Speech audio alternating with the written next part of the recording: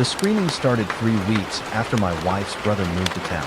Every morning at 7:45 a.m., like clockwork, my 6-year-old son Howard would cling to my leg and beg me not to go to work. "Please, Daddy. Please stay home today." I'd kneel down, look him in those terrified eyes, and ask what was wrong. He'd just shake his head, tears streaming down his face. My wife Elsa would pry him off me, whispering reassurances that everything was fine, that Daddy had to go to work. But Howard's screams would follow me all the way to my truck. I'm a fire inspector for the city, and my job requires me to be on site at various locations throughout the day. I'd spend my mornings distracted, calling home during breaks. Elsa always answered with the same report. Howard was fine now, playing quietly. Everything was normal. Except it wasn't normal. Nothing about this was normal. Howard had always been an easy kid. Happy, energetic, loved going to kindergarten. Then Chuck Morrow showed up. Elsa's younger brother, fresh out of his third failed business venture, needing a place to crash just for a few weeks while he got back on his feet. That was 8 weeks ago. I'd never liked Chuck. At family gatherings, he had this way of making cruel jokes and passing them off as humor. He'd mock people's appearances, their jobs, their kids, always with that smug grin that dared you to call him out. Elsa defended him constantly. "That's just Chuck being Chuck. He doesn't mean anything by it." But I'd seen the look in his eyes when he thought no one was watching. There was something cold there, something mean. When Howard's morning terror started, I'd asked Elsa point blank if Chuck was the problem. "Don't be ridiculous, Leroy. Chuck loves Howard. They hang out together when you're at work. I think Chuck's been really good for him, actually. Maybe Howard's just going through a phase." A phase. That's what she called it when our son started having nightmares. When he stopped eating. When I found him hiding in his closet one evening, rocking back and forth. "Uncle visits when you're gone," Howard had whispered that night when I finally got him to talk. "Uncle says things." "What things, buddy?" But he'd just shaken his head and buried his face in my chest. I confronted Chuck the next morning. He was drinking coffee in my kitchen, wearing my robe, looking completely at ease in my house. "Howard seems scared of you," I said directly. Chuck laughed. "Scared? Of me? Come on, Leroy. The kid loves me. We're buddies. Then why does he scream every time I leave? Kids are weird, man. Who knows what goes on in their heads?" He took another sip of coffee. "Maybe he's just a sensitive little guy. Takes after his mom." The way he said it, dismissive, almost mocking, made my hands curl into fists. But Elsa was standing right there, and when I looked at her for support, she just gave me that pleading expression she always used when it came to her family. "Chuck's right, honey. Howard's probably just adjusting to having someone new in the house." I bit back what I really wanted to say and left for work. But all day, Howard's words echoed in my mind. "Uncle visits when you're gone." That evening, I installed a nanny cam in Howard's bedroom. Hidden in a stuffed bear on his shelf, motion activated, uploading directly to cloud storage. Elsa didn't know about it, and I felt guilty, but not guilty enough to remove it. For 2 days, nothing. Chuck appeared in the footage a few times, dropping off laundry or looking for something, but never when Howard was in the room. Then came Friday morning. Howard's screaming was worse than ever. He wrapped himself around my leg so tightly I could barely walk. "Daddy, no. Please don't go. Uncle visits. Uncle visits." Elsa pulled him away, her face flushed with embarrassment and frustration. "Leroy, just go. I'll handle this." Chuck was watching from the hallway, that same smug expression on his face. I got in my truck and drove toward the fire station. But 3 blocks away, I pulled over and checked the nanny cam app on my phone. The motion sensor had just activated. Chuck was entering Howard's room. My son was sitting on his bed, already crying. I made a U-turn so fast my tires screamed. I parked down the street and approached my house on foot, keeping low. Through the living room window, I could see Elsa in the kitchen, talking on the phone to her mother like she did every Friday morning. She had no idea what was happening upstairs. The front door was unlocked. I slipped inside silently. Years of fire inspection training had taught me how to move through buildings without making noise. I could hear Elsa's voice from the kitchen, oblivious. And from upstairs, I heard my son crying. I took the stairs 2 at a time, my heart pounding so hard I thought it might burst. Howard's door was cracked open. I could hear Chuck's voice, low and menacing. "What did I tell you about crying, you little baby? What did I say would happen if you kept being such a pathetic little crybaby?" "I'm sorry, Uncle Chuck. I'm sorry." Howard's voice was barely a whisper. Sorry doesn't cut it. You know what happens to crybabies? They get what's coming to them. I pushed the door open. Chuck was standing over Howard, who was backed into the corner between his bed and the wall, trying to make himself as small as possible. Chuck had a belt in his hand. My belt, I realized with shock, doubled over, ready to strike. He saw me and froze. For one long moment, nobody moved.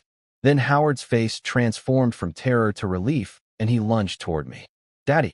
I caught him, pulled him behind me, and faced Chuck. What the hell are you doing?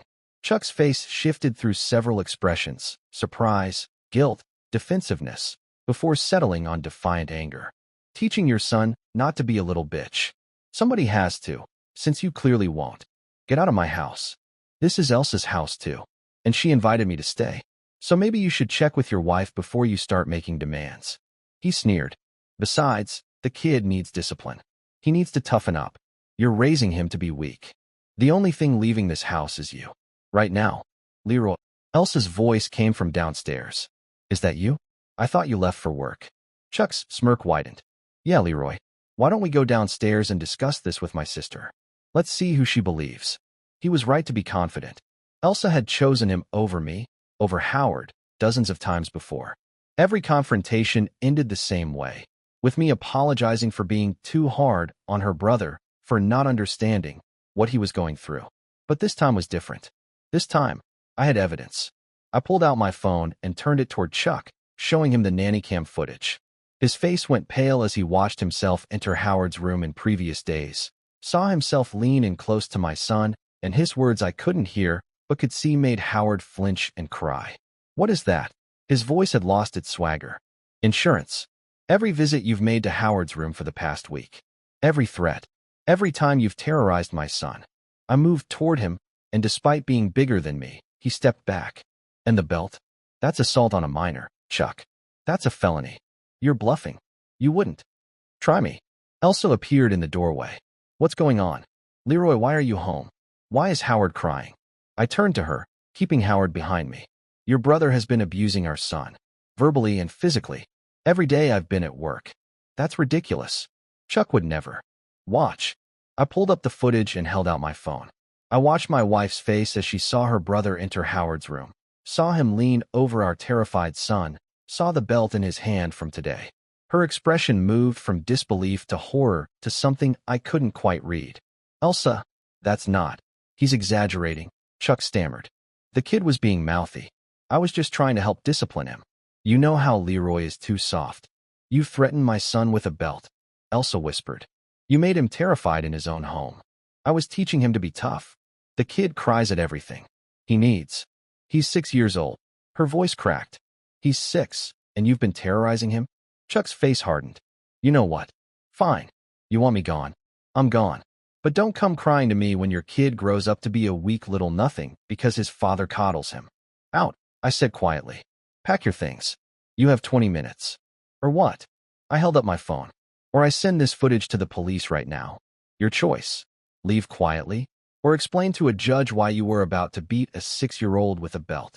Chuck looked at his sister one more time, clearly expecting her to defend him. When she just stared at him with tear-filled eyes, his expression turned ugly. You always were weak, Elsa. Just like your husband. Just like your kid. He shoved past me toward the guest room.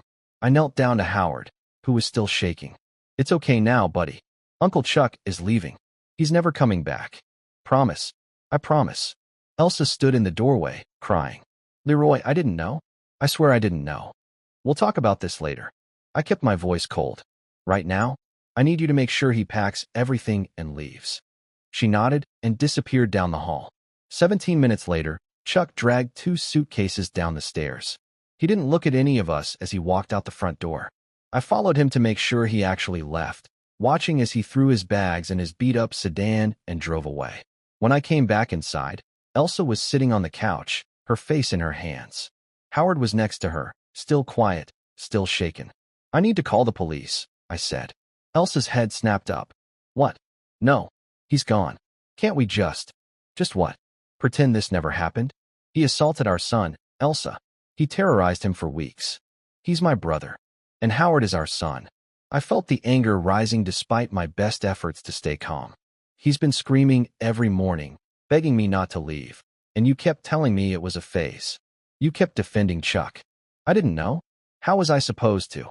You should have believed Howard. You should have believed me when I said something was wrong. She flinched. I'm sorry. I'm so sorry. But please, don't call the police. Chuck's already struggling.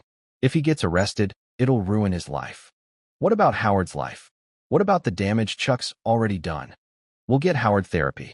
We'll work through this. But please, Leroy, please don't destroy my brother. I looked at my son, who was watching us with wide, frightened eyes. Howard, buddy, can you go to your room for a few minutes? Mommy and Daddy need to talk. He hesitated, then nodded and ran upstairs. Once he was gone, I turned to Elsa. I have a decision to make. I can call the police right now, press charges, and let the legal system handle your brother. Or I can handle this my way. But either way, Chuck doesn't get to walk away from this unpunished. What do you mean, your way? I mean, I make sure he understands exactly what happens to people who hurt my family. And I make sure he never has the opportunity to hurt another child again. Elsa stood up, wringing her hands. Don't do anything illegal, Leroy. Please. Why? Because Chuck's your brother, and you want to protect him? The same way you protected Howard. The words hit her like a slap. She sank back down onto the couch. I need you to make a choice right now, Elsa. Are you Howard's mother first, or Chuck's sister first? That's not fair. Life isn't fair. Howard learned that the hard way, thanks to your brother. So choose. She looked at me for a long moment, tears streaming down her face. What are you going to do? Whatever it takes to protect our son, and to make sure Chuck can't do this to anyone else. Will it involve the police? Eventually. But first, I'm going to have a conversation with your brother. A very thorough conversation. I headed toward the door. Stay with Howard. Keep him safe. I'll be back tonight. Leroy. Choose, Elsa. Right now? Are you with me or against me? She closed her eyes. When she opened them, I saw something I hadn't seen in months. The woman I'd married, before her family's dysfunction had twisted her priorities. I'm with you. I'm with Howard. Whatever you need to do. I nodded and walked out. Chuck was staying at a cheap motel on the edge of town. I'd followed him there after he left, keeping my distance. Now, 3 hours later, I pulled into the parking lot and found his room. I knocked once. When he opened the door, I pushed my way inside before he could protest. What the hell, Leroy? I closed the door behind me and locked it. We're going to have a conversation, Chuck. And you're going to listen very carefully. He tried to look tough, but I could see the fear in his eyes. He'd always been a bully, and bullies are cowards at heart. You can't just barge in here. I have video evidence of you threatening a child with a weapon. I have weeks of footage showing you psychologically abusing my son. I have enough to put you in prison for years. I stepped closer. But I'm not here to threaten you with the law. Then why are you here? I'm here to give you a choice. Option 1. I go to the police right now. You get arrested, you go through the court system, you probably serve time. You'll be registered as a child abuser. Your life, as you know it, is over. His face had gone white. And Option 2. Option 2. You check yourself into a psychiatric facility for intensive treatment. Anger management, behavioral therapy, whatever they recommend. You stay there for a minimum of 6 months. You don't contact Elsa, Howard, or me during that time. And when you get out, you move to a different state and never come back. That's insane. I'm not crazy. I don't need. You terrorized a 6-year-old child, Chuck. You made him afraid to be in his own home. You were about to beat him with a belt. I pulled out my phone. So yeah, you need help. Professional help. The kind you don't get to refuse. And if I say no, then I press charges. And I make sure everyone in your life knows exactly what you did. Your former business partners. Your friends. Every member of the Morrow family. I'll make sure your name becomes synonymous with child abuser. Chuck sat down heavily on the bed. You'd really do that? You'd destroy me? You destroyed my son's sense of safety. You destroyed my wife's trust. You destroyed any goodwill I might have had toward you. I moved toward the door. So yes, Chuck, I'll destroy you if that's what it takes. The only question is whether you want to salvage anything from the wreckage. He was silent for a long time. Then, if I go to this facility, you'll drop everything? No charges. If you complete the full program and move away, yes. But if you break any part of our agreement, if you contact Howard, if you leave early, if you come back to this city, I go to the police immediately. And I won't give you a second chance. How do I know you won't turn me in any way? You don't. You'll just have to trust that I'm a better man than you are. I opened the door. You have until tomorrow morning to decide. After that, I'm making the decision for you." I left him sitting there and drove home. Elsa was waiting in the living room when I walked in. Well, I gave him an ultimatum: get help and leave, or face criminal charges. Will he do it? I don't know. But either way, he's done hurting Howard. She stood and walked toward me, tentative. "I'm sorry for not believing you, for defending him when I should have protected our son." "Yeah, you should have." I didn't soften my tone. "And we're going to need to talk about that, Elsa. About why you always put your family's comfort over Howard's safety." "I know. I was wrong. So wrong." She was crying again. Chuck's always been troubled, and our parents always made me responsible for looking out for him. I thought I was helping. You weren't helping. You were enabling. There's a difference. How do I fix this? How do I make this right with Howard?" "You start by putting him first. Always. No matter what." I headed toward the stairs. "I'm going to check on him. We'll talk more later." Howard was in his room, sitting on his bed with his favorite stuffed animal. When I came in, he looked up with those big, scared eyes. "Is Uncle Chuck really gone?" "Yeah, buddy. He's really gone." "Is he coming back?" "No. He's never coming back. I promise you that." Howard was quiet for a moment. "Then, why was he so mean to me, Daddy?" I sat down next to him and pulled him into my lap. "Some people have something broken inside them that makes them hurt others. Uncle Chuck is one of those people. But it's not your fault, okay? Nothing you did made him act that way. He said I was a crybaby. He said I was weak." "You're not weak, Howard. You're brave. You told me something was wrong, even when it was scary. That's the bravest thing anyone can do." He leaned against my chest. "I don't want to be scared anymore." "I know. And we're going to help you not be scared. Mom and I are going to find someone for you to talk to. Someone who helps kids who've been through scary things." "Like a doctor?" "Sort of. Someone who helps your feelings feel better, the same way a doctor helps when you're sick." He nodded slowly. "Okay." We sat there for a while, just the two of us, and I felt the weight of how close I'd come to failing him. If I hadn't installed that camera, if I hadn't trusted my instincts, if I'd let Elsa's dismissals convince me I was overreacting. I pushed those thoughts away and held my son tighter. Chuck chose the psychiatric facility. The next morning, I received a text. "I'll do it. Send me the details."